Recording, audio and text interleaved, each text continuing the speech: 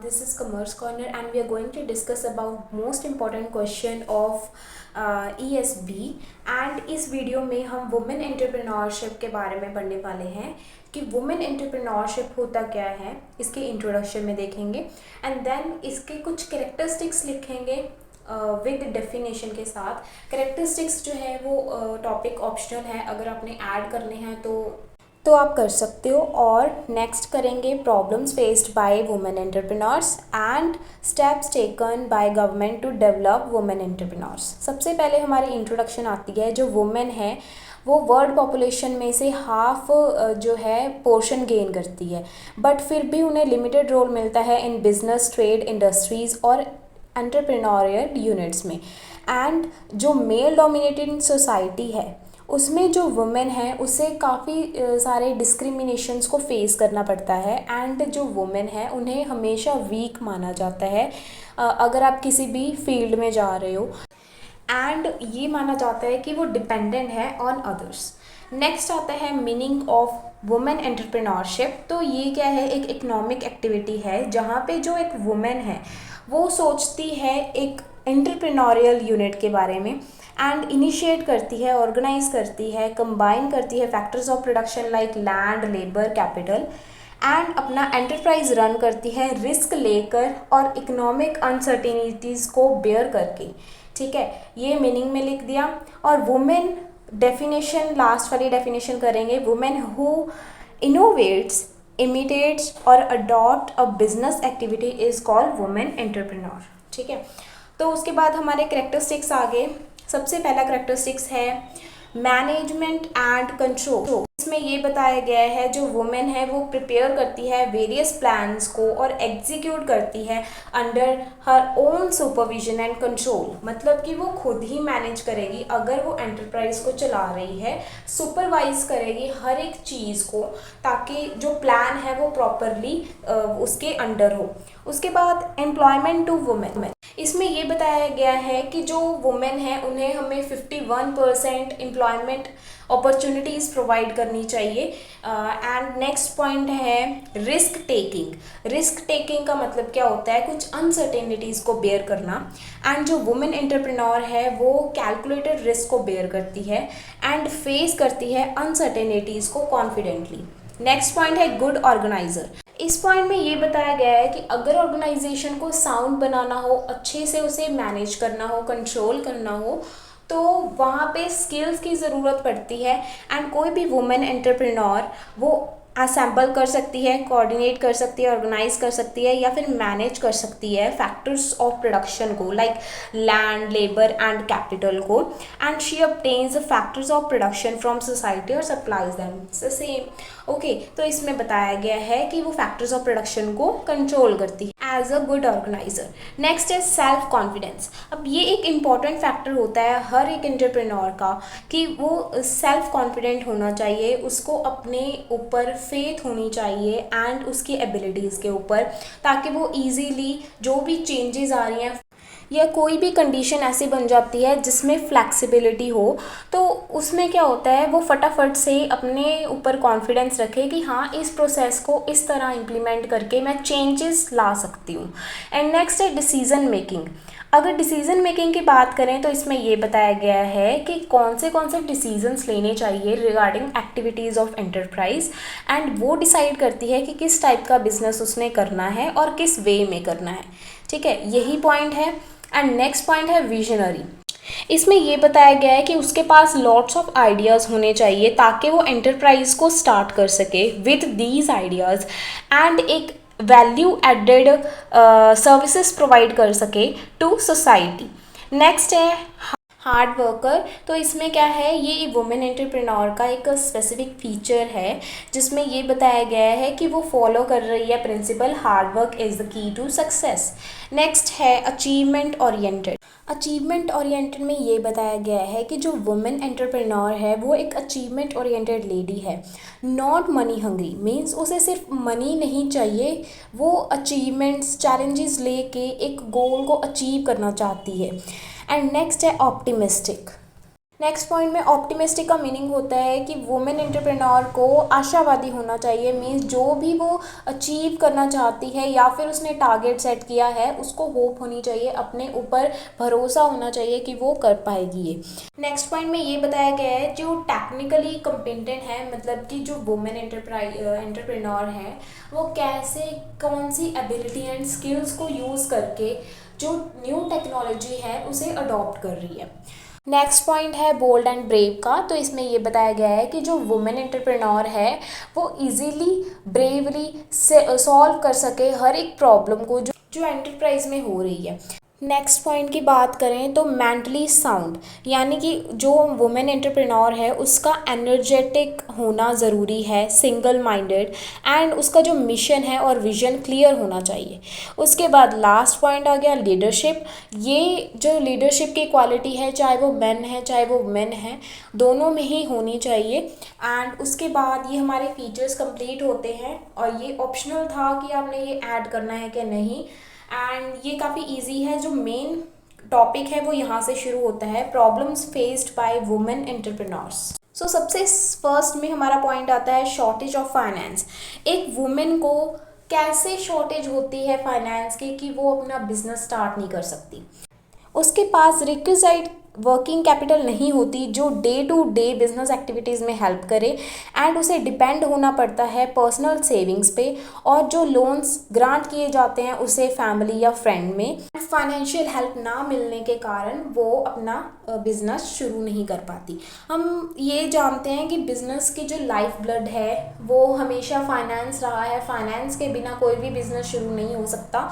तो अगर फाइनेंस ही नहीं होगा तो शॉर्टेज ऑफ फाइनेंस के कारण जो वुमेन एंटरप्रेन्योर है अपना सक्सेसफुल बिजनेस नहीं लेके जा सकती आगे।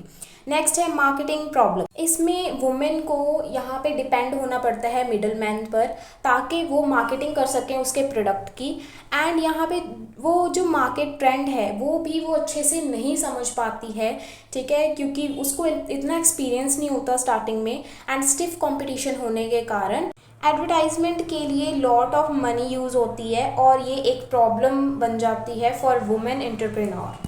सो हमने अभी तक 2 पॉइंट्स करे हैं, shortage of finance and marketing problem. Next है शॉर्टेज ऑफ रॉ मटेरियल। अब वुमेन एंटरप्रेन्योर को ग्लोबलाइज्ड मार्केट के बारे में इतनी नॉलेज नहीं है, ना ही उसे मार्केट ट्रेंड के बारे में पता है, और इसी के साथ उसको क्वालिटी और क्वांटिटी के बारे में भी इतना नहीं पता। इसके कारण क्या होता है वो अच्छे से रॉ मटेरियल की परचेज नहीं कर पाती है, ठीक है। नेक्स्ट है स्टिफ कंपटीशन। अब ये पॉइंट हमने पहले भी डिस्कस कर लिया हुआ है कि जैसे जो पहले जो ग्लोबलाइज्ड मार्केट में पहले कंपिटिटर्स हैं उनको ज़्यादा एक्सपीरियंस होता है as compare to these, that's why they have to face a problem of stiff competition. Next point है लिमिटेड मैनेजरियल एबिलिटी। जो वुमेन एंटरप्रेन्योर है वो ये भी प्रॉब्लम फेस करती है कि वो प्रॉपरली अपना जो सारा टाइम है या सफिशेंट टाइम है वो बिजनेस एक्टिविटीज़ में इन्वॉल्व होके नहीं डिवोट कर सकती, क्योंकि she has already family responsibilities. And उसके बाद नेक्स्ट पॉइंट है हाई कॉस्ट ऑफ प्रोडक्शन का, जिसमें ये शो किया गया है कि जब भी आपको कोई बिज़नेस को एक्सपैंड करना होता है या फिर अपनी एफिशिएंसी को इंक्रीज़ करना होता है तो वहाँ पे कॉस्ट ऑफ प्रोडक्शन बहुत ज़्यादा हो जाती है, तो उसको रिड्यूस करना भी एक प्रॉब्लम या हर्डल होता है for women entrepreneur. And next है फैमिली रिस्पॉन्सिबिलिटी। जैसे आप मैरिड वुमेन हो तो उसमें आपको परफेक्ट बैलेंस बनाना पड़ेगा between domestic activities and business activities. Next है सोशल एटीट्यूड्स। अब लोग सोचते हैं ना कि ये इस घर की लड़की जो है काम पर जाती है, तो वो उनकी सोच है, ठीक है। तो यहाँ पे एक मेंटालिटी बन गई है कि यहाँ पे जो वुमेन है उनको इतना नहीं राइट दिया जाता as compare to man.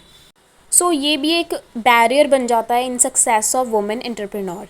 Next point है lack of education. Next point है लैक ऑफ एजुकेशन। जो रूरल एरिया होता है वहाँ पे एजुकेशन लेवल बहुत कम है एंड वो अवेयर नहीं है वहाँ की वुमेन की टेक्निकल डेवलपमेंट्स क्या होती हैं, मार्केटिंग नॉलेज क्या होती है, एंड इलिटरेसी फर्दर क्रिएट करती है एक problem in setting up and smooth running of enterprise. Last point है हमारा लैक ऑफ एंटरप्रेन्योरियल ट्रेनिंग। जो लार्ज नंबर ऑफ वुमेन हैं वो उनको प्रोवाइड नहीं की जाती प्रॉपर जो ट्रेनिंग होती है, चाहे वो टेक्निकल हो चाहे वो प्रोफेशनली हो। नेक्स्ट टॉपिक है हमारा रोल ऑफ गवर्नमेंट, कि कैसे जो गवर्नमेंट है वो प्रमोट करती है वुमेन एंटरप्रेन्योरशिप को। सबसे पहला पॉइंट है बीएमबी मीन्स भारतीय महिला बैंक, जो स्टार्ट की गई थी ताकि वो ऑफर कर सके loans and advances to underprivileged womens को, एंड जो नया नया बिजनेस स्टार्ट करते हैं उनको लोन्स प्रोवाइड करने के लिए। और जो ये चीज़ है मतलब बीएमबी है, ये मर्ज की गई थी विद एसबीआई ऑन March 31, 2017 में। एंड मेन पॉइंट पढ़ेंगे हम इसकी जो लिमिट होती है लोन्स एंड एडवांसेस की 20 करोड़ होती है, एंड आप 1 करोड़ तक जो है बिना कोलेट्रल के यानी कि बिना कुछ गिरवी रखे लोन ले सकते हो। और इसकी जो रीपेड है वो 7 ईयर्स तक होनी चाहिए, और इसका जो टोटल इंटरेस्ट होता है 12.25% होता है, इंक्लूडिंग 2 एडिशनल परसेंट, मीन्स 2% इसका एडिशनल है। अदरवाइज जो 10.25% है वो बेस रेट माना जाता है। नेक्स्ट है अन्नपूर्णा स्कीम। अन्न की बात करें तो वो खाने की चीज़ से रिलेट करता है। अगर किसी वुमेन ने फूड केटरिंग का बिजनेस स्टार्ट करना है तो वो ये चीज़ यूज़ कर सकती है कि उसे लोन्स प्रोवाइड होगा इसमें 50,000 का, एंड जो कोलेट्रल है वो फॉर्म ऑफ एसेट होगी, 3 ईयर्स में रिपेड होना चाहिए। और यहाँ पे 1 मंथ की ग्रेस मिलती है वुमेन को, ताकि जैसे जो उसका इंटरेस्ट लगना शुरू होता है वो 1 मंथ के बाद में लगेगा। जो इंटरेस्ट रेट है वो मार्केट रेट पे डिपेंड करेगा। एंड उसके बाद हमारा नेक्स्ट पॉइंट है स्त्री शक्ति, जिसकी जो लिमिट है वो 50 लाख्स है। एंड अगर आपकी जो लोन अमाउंट है वो 2 लाख से नीचे की है तो आपको कंसेशन मिलेगी 0.5% की, यानी कि आपका जो रिड्यूस्ड रेट होगा 0.5% का होगा, और यहाँ पे 50% ऑनरशिप यहाँ पे वुमेन जो है इंजॉय कर सकती है। नेक्स्ट पॉइंट है 4th पॉइंट, ओरिएंटेड महिला विकास योजना स्कीम।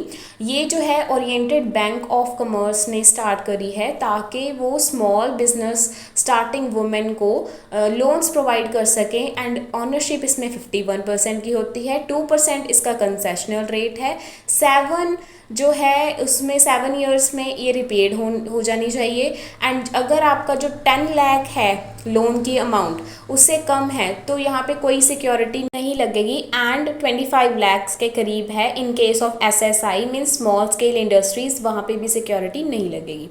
देन नेक्स्ट है देना शक्ति स्कीम, जिसमें आपको 20 लाख का लोन मिल सकता है in case of education, housing, retail trading, और 50,000 का माइक्रो क्रेडिट के केस में, एंड 0.25% का कंसेशन रेट मिलेगा, मतलब इतना रेट आपको रिड्यूस होके मिल सकता है। उद्योगिनी स्कीम की बात करें तो पंजाब एंड सिंध बैंक इस स्कीम को प्रमोट करते हैं, including Karnataka state womens development corporation, and इसका जो लोन है वो नियर बाय 1 लाख के अप टू होता है, और ये सेशन किया जाता है बिटवीन 18 एंड 45 ईयर्स की वुमेन को। एंड ये लोन तभी दिया जाएगा जब आपकी फैमिली की ईयरली इनकम जो है 45,000 है या फिर उससे कम है। यहाँ पे कोई लिमिट नहीं होती विडोड, डिस्टिट्यूट और डिसेबल वुमेन के लिए। एंड अगर हम नेक्स्ट पॉइंट देखें तो वहाँ पे ये दिया हुआ है कि जो सब्सिडीज़ हैं for SC and ST category के लिए वो 30% दी जाएंगी, और लोन हो सकता है 10,000 का, जिसमें से कोई भी लेस अमाउंट होगी वो दी जाएगी विडोड, डिस्टिट्यूट और डिसेबल वुमेन को। लेकिन अगर 5th पॉइंट की बात करें वहाँ पे जनरल कैटेगरी की अगर लिमिट आती है 20% है और 7,500 है, जिसमें से जो भी अमाउंट लेस होगी वो प्रोवाइड की जाएगी। नेक्स्ट स्कीम है सेंट कल्याणी स्कीम, एंड ये मैनेज करने के लिए बनाई गई थी एसएमईज एंड एग्रीकल्चरल वर्क को, और इसका जो लिमिट है 100 लाख है, एंड कोई कोलेट्रल, कोई भी प्रोसेसिंग फ़ीस यहाँ पे नहीं ली जाती। उसके बाद नेक्स्ट है कि यहाँ पे जो ये स्कीम है सेंट कल्याणी स्कीम, ये सेंट्रल बैंक ने स्टार्ट करी थी, आरबीआई ने। जो इसका इंटरेस्ट रेट है वो मार्केट रेट के बेस पे डिसाइड होता है। नेक्स्ट स्कीम है महिला उद्यम निधि स्कीम, एंड ये पंजाब नेशनल बैंक ने स्टार्ट करी थी ताकि वो स्मॉल स्केल को टारगेट कर सके और प्रमोट कर सके अपग्रेडेशन और मॉडर्नाइजेशन। 10 लाख इसकी लिमिट है, 10 ईयर्स में रीपेड होता है, और 5 ईयर्स जो है वो मैक्सिमम अमाउंट है मॉरेटोरियम पीरियड की। इंटरेस्ट रेट वैसे ही जो मार्केट रेट होता है उसके बेस पे होता है। अगर मुद्रा योजना स्कीम की बात करें तो ये day to day centre, beauty salon या स्मॉल वेंचर्स को खोलने के लिए वुमेन एंटरप्रेन्योर्स को लोन दिया जाता था 50,000 से लेके 50 lakhs तक। एंड यहाँ पे कोई भी कोलेटरल या ग्रांटर्स की ज़रूरत नहीं पड़ती थी जब तक आप 10 लाख से एक्सीड नहीं करते।